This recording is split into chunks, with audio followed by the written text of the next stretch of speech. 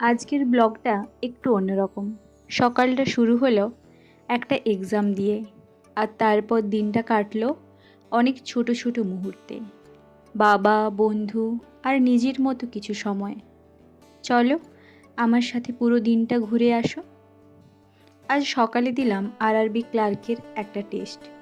ফল দেখে একটু হেসেই ফেললাম। 62.50। আর একটু চেষ্টা দরকার, কিন্তু মন খারাপ না, এটাই তো জার্নি। আজ বাবা আসছে মেদিনীপুর, তাই সকালে তাড়াতাড়ি স্টেশনে চলে এলাম। সঙ্গে নিয়ে এলাম বাবা মার জন্য কাল বানানো মিষ্টি। ট্রেন এখনও আসেনি, তাই আমি আর বন্ধু অপেক্ষা করছি। বন্ধু আজ তার মেস থেকে কাবুলি চানা আর পনিরের তরকারি এনে দিল আমার জন্য। এমন কেয়ারিং বন্ধুরা তো সত্যিই ভাগ্যের ব্যাপার। বাবা এলো, জিনিসপত্র দিল, আর আবার ফিরে গেল বাড়ি। বন্ধুর জন্য পাঠানো মাংস দিয়ে বন্ধু স্টেশনে দাঁড়িয়ে এক টুকরো মাংস খেয়েও নিল। মেসে ফিরে এলাম।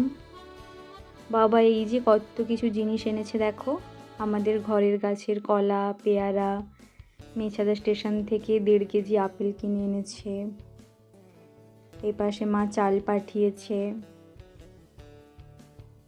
এপাশে আছে মুড়ি, এই বালতিটাও বাবা দিয়ে গেছে।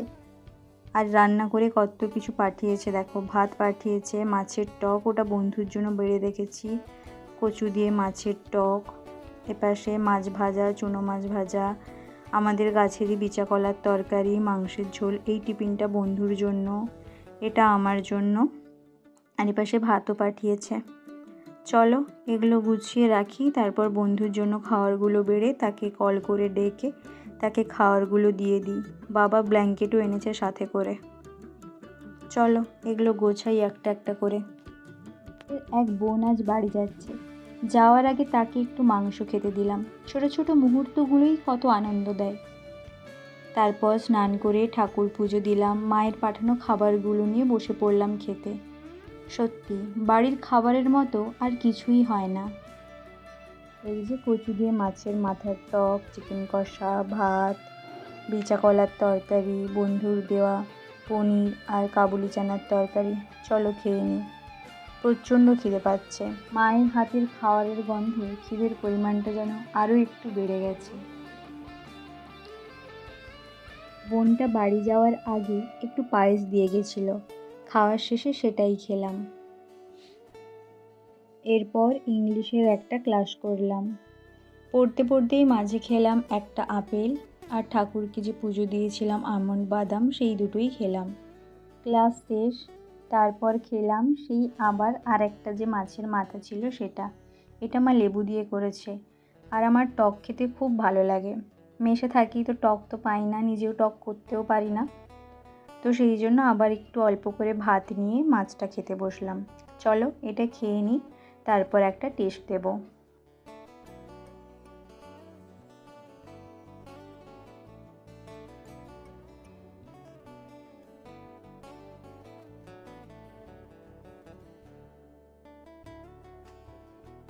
এরপর দিলাম আরআরবি পিওর আর একটা টেস্ট।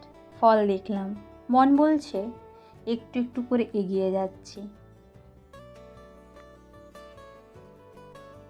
রাত্রি মাংস দিয়ে মুড়ি খেলাম, একদম হালকা কিন্তু মনের মতো। সাথে নিলাম একটা পেঁয়াজ আর কাঁচা লঙ্কা। রাতের শেষে একটু স্কিন কেয়ার করে নিজেকে একটু সময় দিলাম। আর দিনের শেষটা করলাম আমার আঁকা গণেশ ঠাকুরের ছবি দেখে।